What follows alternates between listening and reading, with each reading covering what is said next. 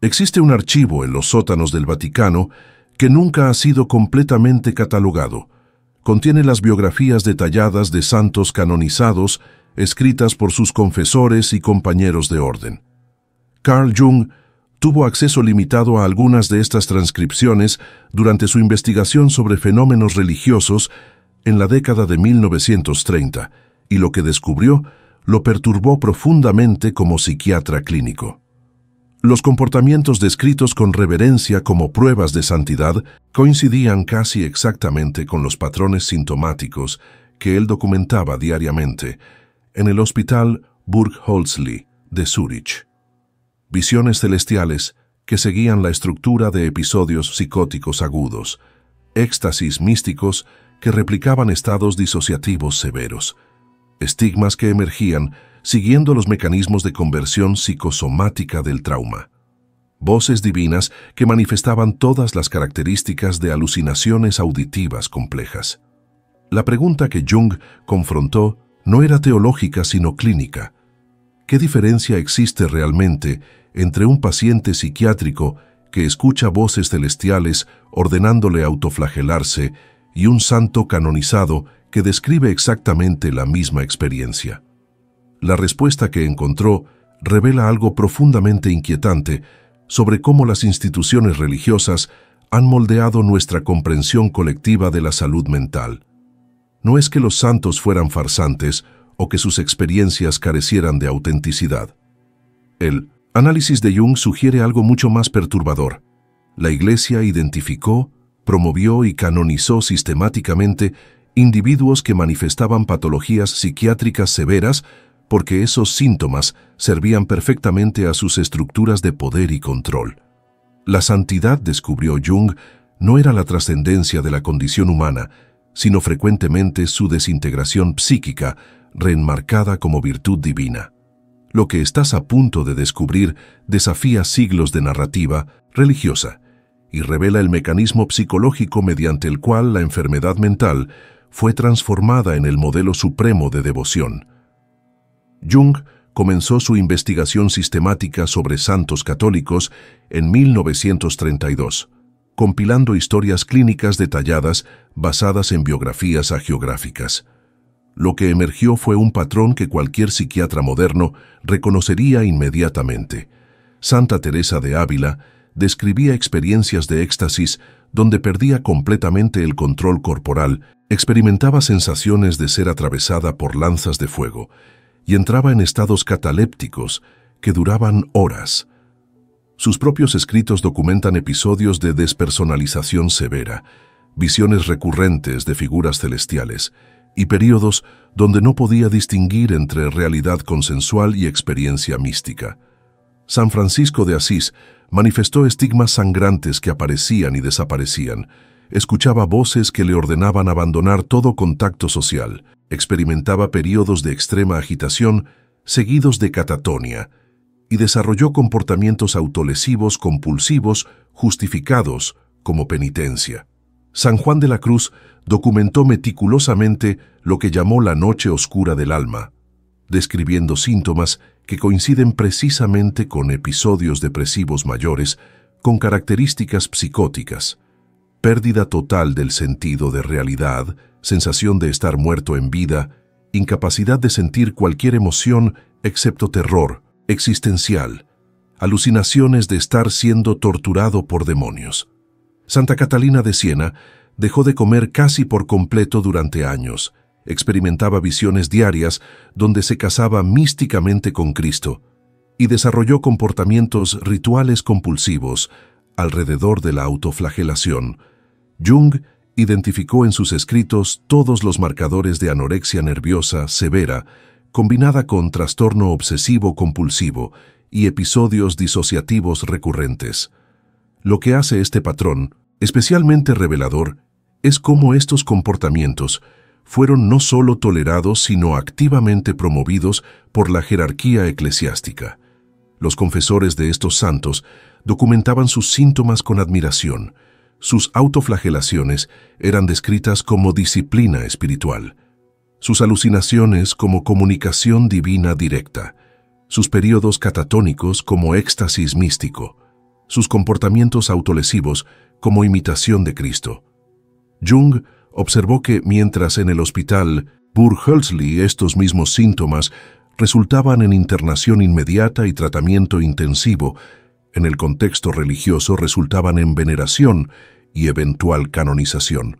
La institución religiosa había creado un sistema donde la patología psiquiátrica severa se convertía en el estándar dorado de la santidad, siempre que esa patología se manifestara en formas que reforzaran la doctrina de abnegación total y sufrimiento redentor. No estamos hablando de experiencias místicas, genuinas dentro de rangos psicológicos saludables. Estamos hablando de individuos que sufrían trastornos mentales severos, siendo elevados como modelos supremos de comportamiento religioso, precisamente porque su enfermedad los hacía perfectamente maleables a las estructuras de control institucional. Para comprender por qué Jung estaba singularmente equipado para identificar este patrón, debemos regresar a 1902, cuando era un joven psiquiatra en el hospital Burg-Hölzli, trabajando bajo la dirección de Eugen Bleuler. Jung pasaba sus días entrevistando pacientes con esquizofrenia, documentando meticulosamente sus alucinaciones, delirios y estados disociativos. Una paciente específica marcaría el inicio de su fascinación con la intersección entre psicosis y experiencia religiosa. Era una mujer de 42 años, internada por episodios psicóticos recurrentes, donde afirmaba recibir visitas de la Virgen María que le ordenaban no comer y castigarse físicamente por los pecados del mundo. Durante las entrevistas clínicas, la mujer describía sus experiencias con un detalle vívido que Jung encontraba inquietantemente familiar. Había estudiado teología en su juventud y conocía bien las biografías de santos católicos. Los síntomas de su paciente eran prácticamente idénticos a los de Santa Catalina de Siena. Jung comenzó a preguntarse qué determinaba exactamente la diferencia entre su paciente, confinada en una institución psiquiátrica, y una santa venerada por millones. Ambas escuchaban voces divinas, ambas experimentaban visiones celestiales, ambas desarrollaban comportamientos autolesivos compulsivos, ambas rechazaban alimento durante períodos prolongados, ambas entraban en estados alterados de conciencia que describían como unión mística. La única diferencia observable era el contexto social y el momento histórico. Su paciente vivía en el siglo XX bajo supervisión médica. Santa Catalina había vivido en el siglo XIV bajo supervisión eclesiástica. Una era diagnosticada con trastorno psicótico. La otra había sido canonizada. Esta observación clínica inicial se convirtió en una línea de investigación que Jung perseguiría durante décadas. Después de su ruptura con Freud en 1913 y su propio período de confrontación con el inconsciente, Jung desarrolló un marco teórico sofisticado para distinguir entre experiencias místicas psicológicamente integradoras y episodios psicóticos desintegradores. Estudió religiones comparadas, alquimia medieval, gnosticismo y tradiciones místicas orientales. Analizó miles de sueños y visiones de sus pacientes. Lo que descubrió fue que las experiencias místicas genuinas, aquellas que Jung consideraba manifestaciones saludables del proceso de individuación, tenían características completamente diferentes a los episodios psicóticos, aunque superficialmente pudieran parecer similares. Las experiencias místicas integradoras fortalecían el ego del individuo, expandían su capacidad de relacionarse con la realidad, producían insights que podían ser verificados intersubjetivamente y resultaban en mayor funcionalidad psicológica. Los episodios psicóticos, por el contrario, fragmentaban el ego, alienaban al individuo de la realidad consensual, producían contenidos que solo tenían sentido dentro del sistema delirante personal y resultaban en deterioro funcional progresivo. Cuando Jung aplicó este marco a las biografías de santos católicos, descubrió que la mayoría caía claramente en la segunda categoría. No estaba presenciando individuación, sino desintegración psíquica. Y lo más perturbador era que la Iglesia había construido todo un sistema teológico que no solo toleraba, sino que exaltaba esa desintegración como el camino supremo hacia Dios. El primer caso que Jung documentó sistemáticamente fue el de Santa Teresa de Ávila, considerada una de las grandes místicas de la tradición católica y doctora de la Iglesia. Jung obtuvo traducciones completas de sus escritos autobiográficos, particularmente el libro de la vida y las moradas. Comenzó a subrayar pasajes específicos, anotando en los márgenes los diagnósticos clínicos correspondientes, según los criterios psiquiátricos de su época. Lo que emergió fue un cuadro clínico devastadoramente claro, de trastorno disociativo severo con episodios psicóticos recurrentes. Teresa describía experiencias de éxtasis donde su cuerpo se volvía completamente rígido, perdía toda conciencia de su entorno físico y sentía como si su alma fuera arrancada del cuerpo. Jung reconoció inmediatamente estos síntomas como estados catalépticos asociados con disociación severa. Teresa documentaba visiones recurrentes donde veía a Cristo físicamente presente frente a ella, conversaciones detalladas con figuras celestiales y experiencias donde un ángel la atravesaba repetidamente con una lanza de fuego causándole un dolor-placer indescriptible. Estas alucinaciones visuales y cenestésicas complejas, sostenidas y recurrentes, indicaban episodios psicóticos con características sensoriales múltiples. Pero lo que más inquietó a Jung fue cómo Teresa describía la progresión de estas experiencias. Comenzaban con lo que ella llamaba oración de quietud, donde perdía gradualmente el control voluntario de sus facultades mentales. Esto progresaba a oración de unión, donde experimentaba despersonalización completa y no podía distinguir dónde terminaba su ser y comenzaba la divinidad. Finalmente llegaba al éxtasis o rapto, donde perdía completamente la conciencia del mundo físico. Su cuerpo entraba en rigidez cataléptica y experimentaba visiones y sensaciones que describía como insoportablemente intensas.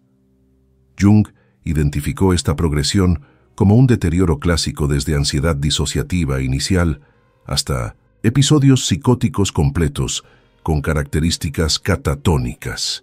Lo que convertía este caso de particularmente revelador era que Teresa misma expresaba dudas profundas sobre la naturaleza de sus experiencias.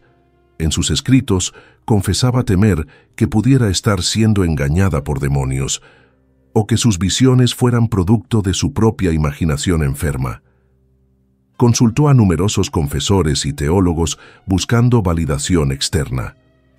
Algunos le advirtieron que sus experiencias podrían ser diabólicas.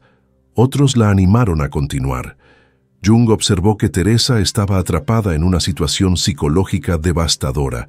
Sus síntomas psicóticos la aterrorizaban, pero la única interpretación disponible en su contexto cultural era religiosa. No existía un marco psiquiátrico que pudiera ofrecerle comprensión de lo que experimentaba como fenómenos mentales potencialmente tratables. La Iglesia resolvió esta ambigüedad canonizándola.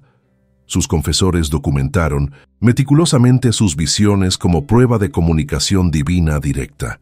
Sus períodos catalépticos fueron interpretados como unión mística con Dios. Sus dudas y terrores fueron reenmarcados como pruebas de humildad y virtud. Jung identificó este proceso como un mecanismo institucional brillante. Tomar a un individuo que sufre trastornos psiquiátricos severos, validar sus síntomas como experiencias sobrenaturales auténticas y transformarlos en un modelo de santidad que otros deben aspirar a imitar. El resultado era doble. Por un lado, se prevenía cualquier cuestionamiento sobre la salud mental de figuras religiosas veneradas. Por otro, se establecía que el camino hacia la máxima cercanía con Dios requería precisamente el tipo de desintegración psíquica que Teresa experimentaba. No era suficiente ser devoto. Había que experimentar las mismas fragmentaciones mentales que ella documentaba. La patología psiquiátrica se había convertido en el estándar de oro de la experiencia religiosa auténtica, y la Iglesia había construido una teología completa que justificaba y promovía este estándar como el modelo supremo de santidad al que todos los fieles debían aspirar, sin nunca reconocer que lo que realmente promovían era enfermedad mental severa reenmarcada como virtud divina. Jung expandió su análisis a otros santos canonizados y comenzó a identificar patrones arquetípicos subyacentes. No estaba simplemente observando casos individuales de enfermedad mental. Estaba presenciando cómo el inconsciente colectivo de la civilización cristiana había seleccionado y elevado sistemáticamente ciertos tipos de patologías psiquiátricas porque servían funciones psicológicas y sociales específicas. El arquetipo del santo sufriente se había fusionado con manifestaciones clínicas de trastornos mentales severos para crear un modelo cultural de trascendencia que era, en su núcleo, profundamente patológico. San Francisco de Asís presentaba un cuadro clínico complejo que Jung identificó como probable trastorno bipolar con episodios psicóticos. Las biografías documentan períodos de manía extática, donde Francisco predicaba compulsivamente, dormía apenas, rechazaba toda propiedad material de forma absolutamente radical, y experimentaba visiones de Cristo que le ordenaban reconstruir iglesias y renunciar a todo contacto con su familia. Estos episodios alternaban con períodos de depresión severa donde se retiraba completamente. Experimentaba lo que sus biógrafos llamaban tentaciones diabólicas y manifestaba comportamientos autolesivos extremos, incluyendo autoflagelación hasta sangrar y exposición deliberada a condiciones que exacerbaban sus enfermedades físicas preexistentes. Lo más revelador, clínicamente, era la aparición de los estigmas. Francisco desarrolló heridas sangrantes en manos, pies y costado que coincidían anatómicamente con las heridas de Cristo crucificado. Jung había estudiado extensamente fenómenos psicosomáticos y reconoció esto como conversión histérica severa, un mecanismo mediante el cual traumas psicológicos profundos se manifiestan como síntomas físicos reales. Las heridas de Francisco no eran fraudulentas, eran genuinamente psicosomáticas, producto de un estado mental tan disociado que su psique literalmente inscribía en su cuerpo las imágenes traumáticas que dominaban su vida interior. La Iglesia interpretó estos estigmas como milagro divino. Jung los identificó como evidencia de fragmentación psíquica tan severa que la barrera entre mente y cuerpo se había colapsado completamente. San Juan de la Cruz proporcionó a Jung el ejemplo más perturbador de cómo la teología católica había sistematizado la experiencia de enfermedad mental severa y la había convertido en doctrina. Juan documentó lo que llamó la noche oscura del alma con un detalle que Jung encontró clínicamente escalofriante. Describía una experiencia donde todo sentido de significado desaparecía, donde Dios parecía completamente ausente, donde el individuo se sentía abandonado en un vacío existencial absoluto, experimentando lo que Juan llamaba tormento espiritual más doloroso que cualquier sufrimiento físico imaginable.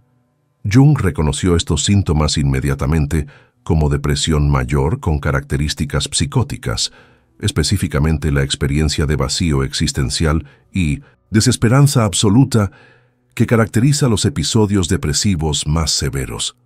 Pero lo que convertía este caso en particularmente revelador era que Juan no describía la noche oscura como una patología a superar, sino como una etapa necesaria y deseable en el camino místico. La teología carmelita que Juan articulaba establecía que este sufrimiento psicológico extremo era precisamente el mecanismo mediante el cual el alma se purificaba y se preparaba para la unión divina. Jung identificó esto como una racionalización teológica sofisticada de la depresión severa. La Iglesia había tomado una de las experiencias más devastadoras de la psicopatología humana y la había reenmarcado como no solo inevitable, sino necesaria para el desarrollo espiritual auténtico. No era suficiente evitar el pecado o practicar virtudes. El verdadero santo debía atravesar una desintegración psicológica tan completa que perdiera todo sentido de identidad, significado y conexión con la realidad. Solo después de esta aniquilación mental podía emerger la experiencia mística auténtica. Jung observó que esta doctrina creaba una trampa psicológica devastadora. Cualquier persona religiosa que experimentara depresión severa sería tentada a interpretarla no como una condición médica tratable, sino como una señal de progreso espiritual. Buscar tratamiento sería visto como evadir la purificación necesaria. Sufrir se convertía no solo en virtud, sino en el camino obligatorio hacia la santidad. La Iglesia había construido un sistema teológico que transformaba síntomas psiquiátricos que requerían intervención clínica en experiencias espirituales que debían ser buscadas, soportadas y veneradas como pruebas de la máxima cercanía a Dios. Jung comenzó a percibir el patrón arquetípico más profundo operando detrás de estas canonizaciones. El inconsciente colectivo cristiano había construido un modelo de trascendencia basado fundamentalmente en la negación y destrucción del ego individual. Esta negación no era metafórica, sino literal y psicológicamente devastadora. El arquetipo del santo cristiano requería la aniquilación sistemática de todo lo que constituye un ego sano. Autonomía personal, instintos corporales, deseos individuales, límites psicológicos y, finalmente, la capacidad misma de distinguir entre realidad interna y externa. Lo que la teología cristiana llamaba santidad, Jung lo reconocía como desintegración psíquica progresiva. Santa Catalina de Siena proporcionó el ejemplo más extremo de este patrón.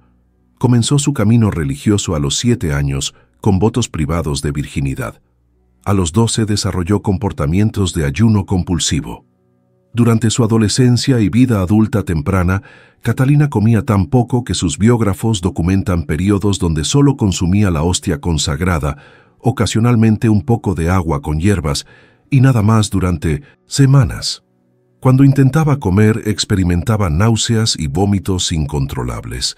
Jung identificó esto como anorexia nerviosa severa con componentes psicosomáticos profundos. No era simplemente restricción dietética voluntaria, era un trastorno alimentario complejo donde el cuerpo mismo rechazaba nutrición como manifestación de conflictos psicológicos internos devastadores. Pero el ayuno era solo un componente de un patrón más amplio de autonegación sistemática. Catalina dormía mínimamente, a veces solo 30 minutos cada 2 días. Se flagelaba 3 veces al día con cadenas de hierro hasta sangrar profusamente. Usaba un cilicio permanente que causaba heridas constantes. Bebía pus de enfermos como acto de humildad. Desarrolló comportamientos rituales compulsivos alrededor de la limpieza y la penitencia que interferían severamente con su capacidad de funcionar. Jung reconoció el cuadro completo de trastorno obsesivo compulsivo severo combinado con tendencias autolesivas extremas.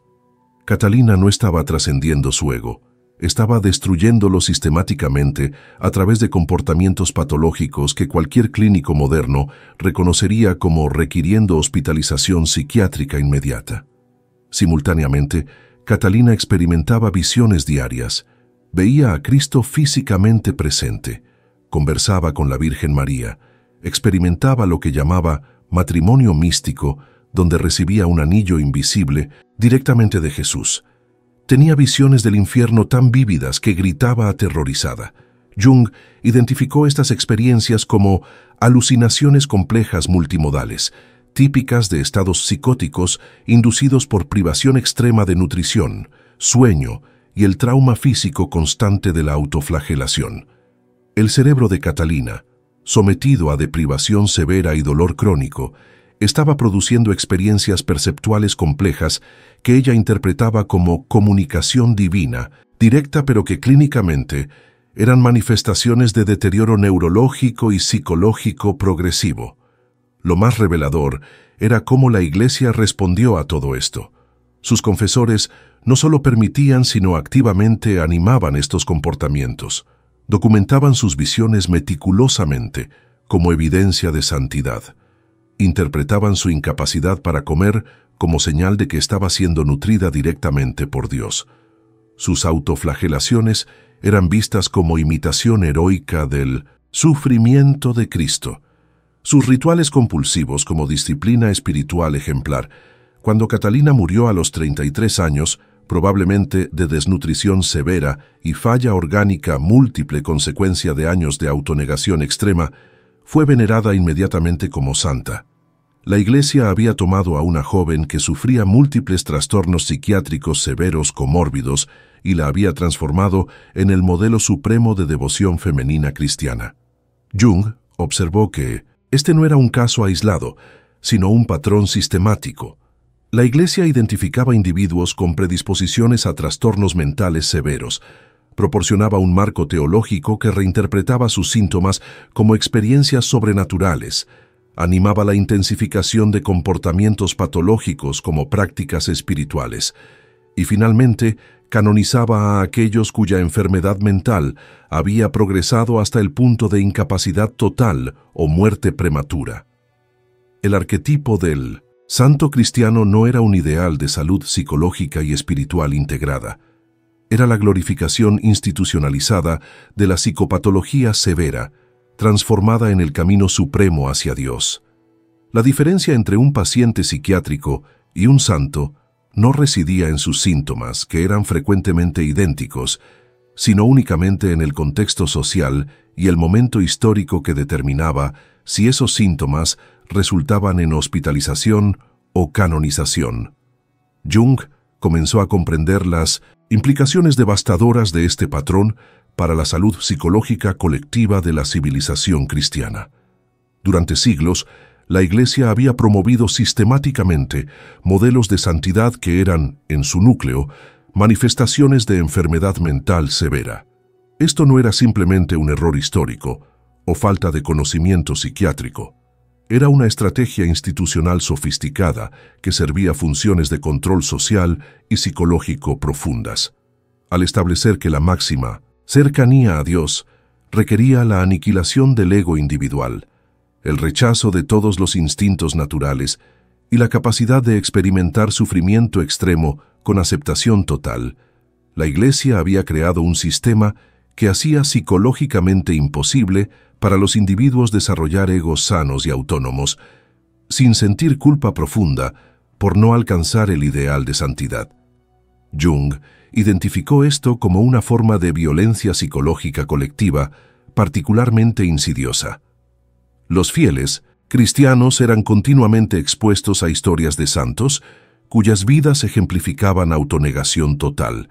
Estos santos ayunaban hasta la inanición, se flagelaban hasta sangrar, rechazaban todo placer corporal como pecaminoso, experimentaban éxtasis místicos que requerían la disolución completa del límites ego, desarrollaban estigmas sangrantes como señal de su identificación total con el sufrimiento de Cristo. Y todo esto era presentado no como patología, sino como el ideal humano supremo. El mensaje implícito era devastador: un ego sano que buscaba satisfacción de necesidades naturales, establecía límites personales y mantenía un sentido coherente de identidad era fundamentalmente incompatible con la verdadera espiritualidad cristiana. Jung observó las consecuencias de este mensaje en su práctica clínica. Muchos de sus pacientes católicos manifestaban conflictos psicológicos profundos alrededor de la culpa religiosa. Se sentían inadecuados espiritualmente precisamente porque mantenían salud mental básica. No experimentaban visiones, por lo tanto, temían estar alejados de Dios. No podían ayunar hasta el punto de inanición, por lo tanto, se sentían carnales y mundanos. No deseaban flagelarse, por lo tanto, se consideraban débiles espiritualmente. La Iglesia había creado un sistema donde la salud psicológica era interpretada como falta de desarrollo espiritual, y la enfermedad mental era vista como señal de proximidad divina. Esto invertía completamente los marcadores de bienestar psicológico y creaba una trampa donde individuos sanos se sentían espiritualmente deficientes, mientras individuos con patologías severas eran elevados como modelos a imitar. Pero Jung identificó una función aún más insidiosa de este sistema. Al canonizar individuos con trastornos mentales severos, La Iglesia aseguraba que sus modelos de santidad fueran psicológicamente inalcanzables para la vasta mayoría de fieles. Una persona mentalmente sana no puede genuinamente replicar las experiencias de Santa Teresa o San Francisco, porque esas experiencias emergen de estados psicóticos y disociativos que requieren desintegración psíquica severa. Esto creaba una distancia permanente entre los fieles ordinarios y los santos canonizados, una brecha que solo podía ser mediada por la institución eclesiástica. Los fieles necesitaban a la Iglesia para interpretar y validar cualquier experiencia religiosa, porque el estándar de autenticidad espiritual había sido establecido en un nivel que requería literalmente perder contacto con la realidad consensual. Jung reconoció que esto servía perfectamente a las estructuras de poder institucional. Una población de fieles que se sentían perpetuamente inadecuados espiritualmente era una población que dependía absolutamente de la mediación eclesiástica. No podían confiar en sus propias experiencias religiosas porque el modelo de experiencia auténtica requería síntomas psicóticos que ellos, afortunadamente, no experimentaban. Necesitaban que sacerdotes y teólogos les aseguraran que su espiritualidad ordinaria, sin visiones ni éxtasis ni estigmas, era aceptable, aunque claramente inferior al ideal de santidad. Esta dependencia psicológica creaba un mecanismo de control extraordinariamente efectivo. La Iglesia había establecido estándares de santidad tan extremos que nadie con salud mental podía alcanzarlos, asegurando así que todos los fieles se sintieran perpetuamente necesitados de guía, absolución y validación institucional. Jung observó además que este sistema tenía una función de selección perversa. Individuos con predisposiciones a trastornos mentales severos eran atraídos a la vida religiosa porque allí sus síntomas podían ser reinterpretados como dones espirituales en lugar de patologías. La vida monástica proporcionaba un contexto donde comportamientos que en el mundo secular resultarían en intervención psiquiátrica eran no solo tolerados, sino celebrados. Ayunar compulsivamente se convertía en ascetismo heroico. Alucinaciones auditivas se transformaban en comunicación con Dios. Comportamientos autolesivos eran reenmarcados como mortificación de la carne. Estados disociativos eran interpretados como éxtasis místico. La Iglesia había creado un ambiente institucional que funcionaba como un refugio para individuos con enfermedades mentales severas, pero en lugar de proporcionarles tratamiento, amplificaba sus síntomas y los transformaba en modelos de virtud suprema que otros debían aspirar a imitar.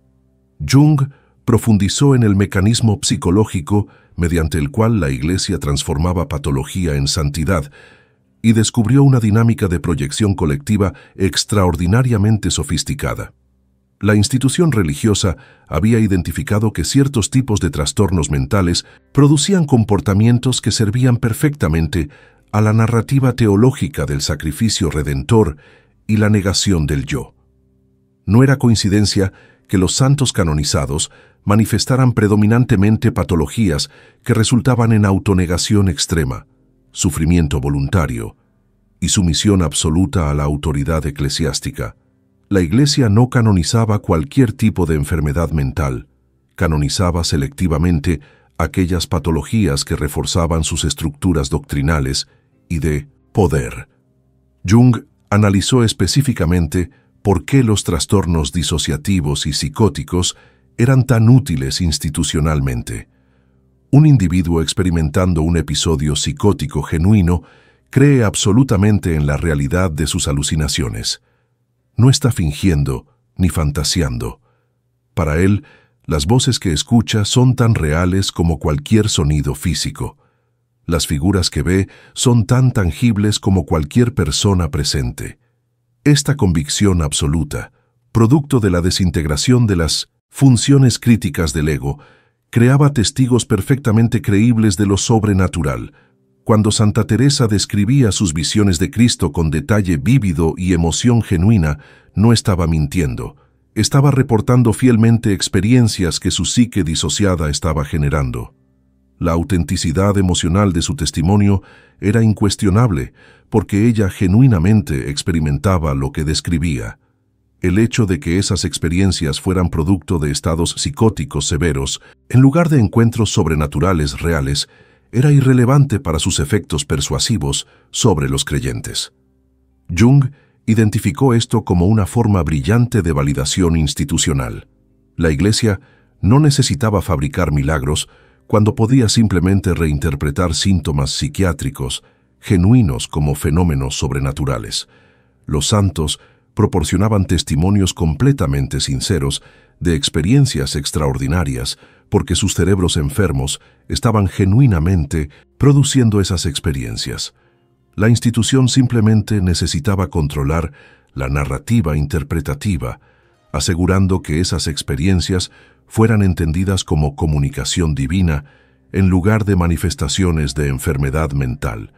Esto creaba una situación donde la evidencia de lo sobrenatural estaba constantemente siendo producida por individuos cuya sinceridad era incuestionable, porque ellos mismos creían absolutamente en la naturaleza divina de sus experiencias psicóticas. Pero Jung observó una dinámica aún más perturbadora. La Iglesia no solo reinterpretaba pasivamente síntomas existentes, activamente cultivaba y exacerbaba patologías mentales a través de prácticas espirituales diseñadas específicamente para inducir estados disociativos y debilitar las funciones del ego. El ayuno prolongado, la privación de sueño, la autoflagelación repetitiva, el aislamiento social extremo y la meditación obsesiva sobre sufrimiento y muerte, todas estas prácticas promovidas como disciplinas espirituales esenciales, eran precisamente las condiciones que la psiquiatría moderna reconoce como inductoras de estados psicóticos en individuos vulnerables. La vida monástica tradicional estaba estructurada de manera que maximizaba la probabilidad de que individuos predispuestos desarrollaran síntomas severos que luego podían ser interpretados como experiencias místicas auténticas. Jung documentó cómo este proceso funcionaba en la práctica, examinando las reglas de órdenes contemplativas estrictas.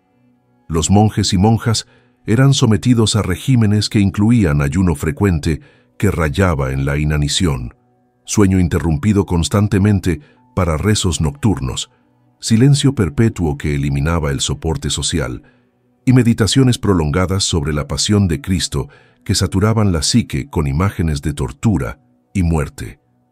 Estos no son métodos para cultivar salud psicológica. Son técnicas perfectamente diseñadas para debilitar las defensas del ego, inducir estados alterados de conciencia y facilitar la emergencia de contenidos inconscientes de manera desorganizada y potencialmente psicótica.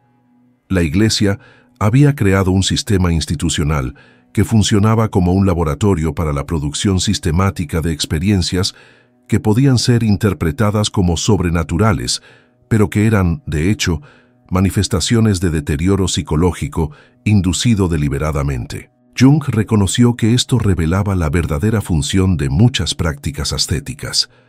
No eran métodos para purificar el alma o acercarse a Dios. Eran técnicas para fragmentar el ego e inducir estados mentales donde la distinción entre realidad interna y externa se volvía borrosa. En esos estados, individuos vulnerables comenzaban a experimentar alucinaciones, escuchar voces, tener visiones y desarrollar creencias delirantes que involucraban figuras religiosas. La institución eclesiástica entonces seleccionaba a aquellos individuos cuyas experiencias psicóticas eran más dramáticas y teológicamente útiles, las validaba como comunicación divina auténtica y eventualmente canonizaba a estos individuos como modelos supremos de santidad. El círculo se completaba. Prácticas diseñadas para inducir síntomas psiquiátricos producían santos cuyas experiencias validaban esas mismas prácticas como el camino auténtico hacia lo divino. La Iglesia había construido un sistema autosostenido donde la producción de enfermedad mental se convertía en la evidencia de la efectividad de sus métodos espirituales. Jung confrontó la pregunta inevitable: ¿por qué la Iglesia construyó y mantuvo este sistema durante siglos? La respuesta revelaba dinámicas de poder psicológico profundamente arraigadas en la estructura misma del cristianismo institucional. La teología cristiana se fundamenta en la doctrina del pecado original y la necesidad de redención a través del sacrificio. Cristo alcanzó la salvación mediante sufrimiento extremo y autoaniquilación en la cruz. Esta narrativa central crea una lógica teológica donde el sufrimiento no es simplemente inevitable, sino redentor, y donde la negación total del yo se convierte en el camino supremo hacia la gracia divina. Los santos que manifestaban patologías mentales severas proporcionaban ejemplos vivientes de esta teología en acción. Cuando Santa Catalina ayunaba, hasta casi morir, estaba literalmente encarnando la doctrina de que el cuerpo debe ser negado para que el espíritu pueda elevarse. Cuando San Francisco desarrollaba estigmas sangrantes, estaba manifestando físicamente la identificación total con el sacrificio de Cristo que la teología exigía de todos los fieles. Cuando Santa Teresa experimentaba éxtasis donde su ego se disolvía completamente, estaba demostrando la aniquilación del yo individual que la mística cristiana establecía como la unión suprema con Dios. Estos santos no contradecían la doctrina cristiana, la ejemplificaban en su forma más extrema y literal. El problema era que esa forma extrema requería desintegración psíquica severa. La lógica teológica del cristianismo, llevada a sus conclusiones naturales, conducía inevitablemente a la patología mental. Jung observó que reconocer esto hubiera requerido que la Iglesia confrontara una contradicción devastadora en el corazón de su sistema teológico. Si los santos más venerados sufrían enfermedades mentales severas, y si sus experiencias místicas eran manifestaciones de esas enfermedades en lugar de comunicación divina genuina, entonces todo el edificio de la santidad cristiana se derrumbaba. Las apariciones marianas podrían ser alucinaciones, los éxtasis místicos podrían ser episodios disociativos, los estigmas podrían ser conversión psicosomática, las voces celestiales podrían ser síntomas psicóticos. Esta posibilidad era psicológicamente insoportable para una institución cuya autoridad descansaba en su capacidad de mediar entre lo humano y lo divino. Admitir que había estado canonizando enfermedad mental durante siglos hubiera destruido la credibilidad de su sistema completo de santidad y, por extensión, su autoridad para determinar qué experiencias religiosas eran auténticas y cuáles no. Pero Jung identificó una motivación aún más fundamental. La Iglesia necesitaba modelos de santidad que fueran psicológicamente inalcanzables para mantener su posición como mediadora indispensable entre los fieles y Dios. Si la santidad fuera simplemente vivir éticamente, practicar compasión y desarrollar sabiduría psicológica, los individuos podrían alcanzarla sin necesidad de intervención eclesiástica constante. Pero si la santidad requería experiencias místicas extraordinarias que solo emergían de estados mentales patológicos severos, entonces la vasta mayoría de personas nunca podría alcanzarla por sus propios medios. Necesitarían perpetuamente la guía de la Iglesia, sus sacramentos, sus absoluciones y su validación. Los santos psicóticos servían perfectamente a esta función. Eran lo suficientemente extraordinarios para inspirar asombro y devoción, pero lo suficientemente anormales para ser imposibles de emular sin desarrollar trastornos mentales severos. Jung reconoció que este sistema también proporcionaba un mecanismo brillante de control social. Una población que venera el sufrimiento extremo como el camino hacia la gracia divina es una población que acepta opresión, injusticia y dolor sin rebelarse. Si los santos más exaltados encontraban a Dios a través de la autoflagelación, el hambre y el tormento físico y psicológico, entonces los fieles ordinarios que sufrían bajo condiciones sociales opresivas podían ser convencidos de que su sufrimiento tenía valor redentor. No debían buscar alivio o justicia. Debían abrazar su dolor como Cristo abrazó la cruz. La canonización de santos, que experimentaban sufrimiento extremo, con aceptación total, creaba un modelo que justificaba teológicamente la pasividad ante la opresión. El sufrimiento se convertía no en algo a eliminar, sino en algo a buscar como el camino privilegiado hacia la salvación. Jung observó que la Iglesia también utilizaba a los santos psicóticos para validar su monopolio sobre la interpretación de experiencias religiosas. Cuando un individuo ordinario afirmaba tener visiones o escuchar voces divinas, la Iglesia podía comparar esas experiencias con las de santos canonizados. Si las experiencias del individuo coincidían con las de los santos, y crucialmente, si el individuo manifestaba sumisión absoluta a la autoridad eclesiástica, entonces podían ser validadas como potencialmente auténticas. Si el individuo cuestionaba la doctrina o desafiaba la autoridad institucional, entonces sus experiencias eran declaradas diabólicas o delirantes. Este sistema aseguraba que solo experiencias místicas que reforzaban el poder eclesiástico fueran reconocidas como auténticas, mientras experiencias que pudieran conducir a autonomía espiritual individual eran sistemáticamente suprimidas como heréticas o psicóticas. La Iglesia había construido un sistema donde controlaba completamente qué síntomas psiquiátricos eran interpretados como santidad y cuáles como locura, basándose únicamente en si esos síntomas servían o desafiaban sus estructuras de poder institucional. Jung llegó a una conclusión que perturbó profundamente sus propias creencias sobre la naturaleza de la experiencia religiosa genuina. La diferencia entre santidad y locura no reside en la naturaleza de los síntomas, que frecuentemente son idénticos. Reside exclusivamente en el contexto social que interpreta esos síntomas y en las estructuras de poder que se benefician de esa interpretación. Un individuo experimentando alucinaciones auditivas que le ordenan autoflagelarse es diagnosticado como psicótico en un contexto psiquiátrico moderno. Ese mismo individuo, en el contexto medieval, hubiera sido potencialmente canonizado como santo si sus experiencias podían ser reenmarcadas como comunicación divina y si manifestaba sumisión absoluta a la autoridad eclesiástica. Esta revelación tiene implicaciones devastadoras para cómo entendemos siglos de historia religiosa.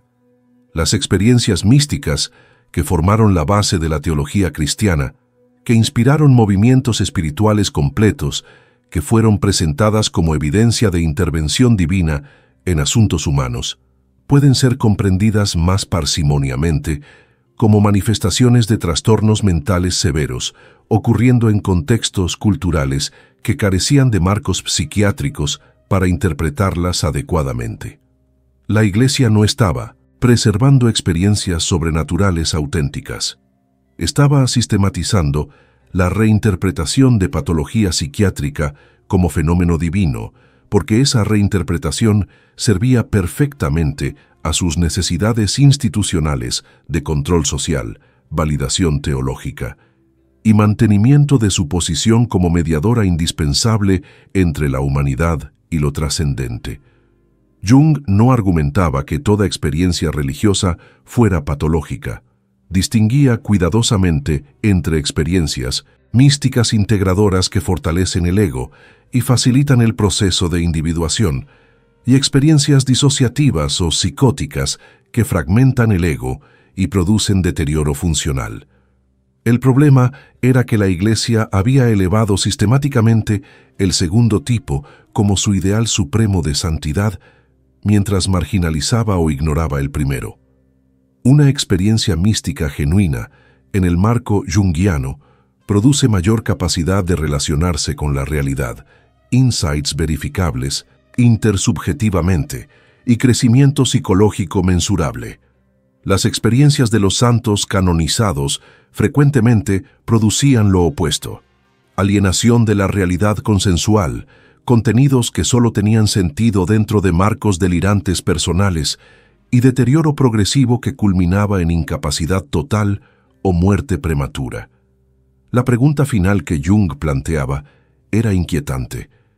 ¿Cuántos individuos a lo largo de la historia cristiana sufrieron innecesariamente porque sus trastornos mentales fueron interpretados como llamados divinos en lugar de condiciones médicas tratables. ¿Cuántas personas con predisposiciones a enfermedad mental fueron atraídas a la vida religiosa donde, en lugar de recibir ayuda, fueron animadas a intensificar sus síntomas como prácticas espirituales?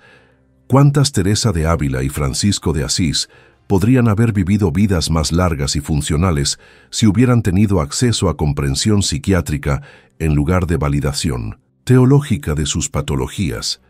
La Iglesia, al canonizar la enfermedad mental, había creado un sistema que causaba sufrimiento masivo mientras simultáneamente lo presentaba como el camino supremo hacia la gracia divina. Jung nos invita a confrontar estas preguntas incómodas no para destruir la espiritualidad genuina, sino para distinguirla de la patología disfrazada como virtud. La verdadera trascendencia, argumentaba, no requiere la aniquilación del ego, sino su integración consciente con dimensiones más profundas de la psique. No exige sufrimiento, sino transformación. No busca visiones alucinatorias, sino insights psicológicos verificables. La Iglesia canonizó la locura porque servía a sus intereses institucionales. Nuestra tarea es desarrollar marcos de comprensión que honren la experiencia mística auténtica mientras reconocemos honestamente cuando estamos presenciando no santidad, sino enfermedad mental severa que requiere compasión clínica, no veneración teológica. La diferencia entre santo y psicótico es, al final, simplemente quién controla la narrativa y qué estructuras de poder se benefician de esa interpretación particular de síntomas psiquiátricos idénticos.